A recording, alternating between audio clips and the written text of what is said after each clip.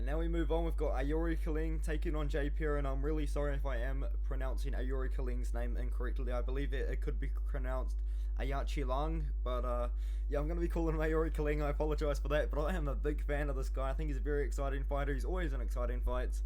You know, even coming into his UFC debut, I didn't really know what to expect from this guy because he did have a pretty spotty record, but it was super experienced as well against not so great competition, and he really did show up against Jeff Molina as well.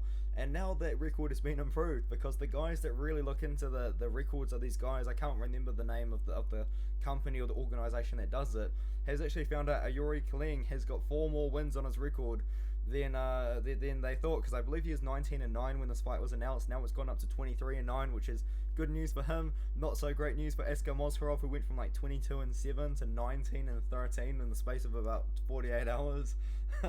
But yeah, Aoriqileng, I think he's going to win the fight on the feet. Perrin though, I don't mind the underdog pick of Perrin. You know, if someone's telling me that they were picking Perrin, I wouldn't mind that, because Perrin, he's got a really good grappling game. He took on Mario Batista, I believe, on like 4 days' notice.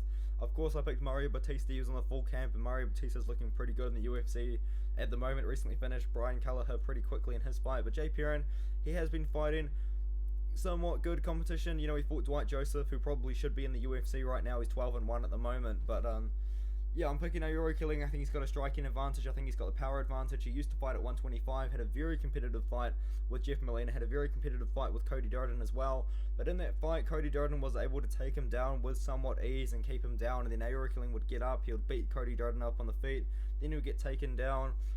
The fight, honestly, it was a close fight. It could have gone either way. If Aoriqileng had more success on the feet, the decision probably could have gone his way, to be fair. But yeah, Jeff Molina as well, and that fight, he potentially could have won that fight as well if he didn't.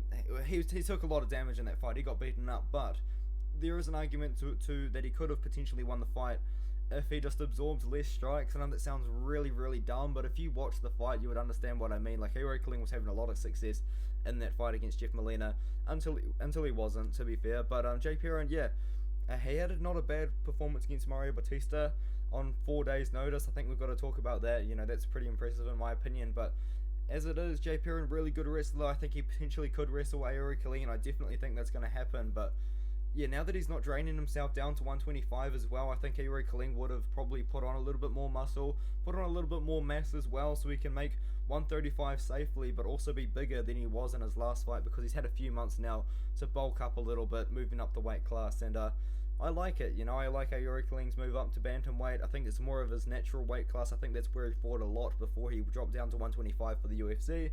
And I think he's going to beat Perrin in this one here.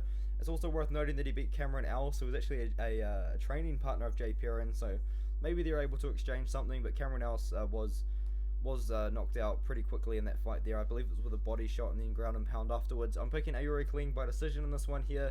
There's a potential for a KO big time, but I think that he's just going to have a lot more success on the feet. Hopefully he defends Perrin's takedowns as well, and he is training out of a pretty big gym, I believe, in America as well right now. So yeah, I like Aoriqileng. I think going into a good training camp, Perrin on a full camp really could surprise me, really could impress me. He's got the potential there to do it with his wrestling base. But I will be picking Aoriqileng, and this one here is a fighter that I am a pretty big fan of.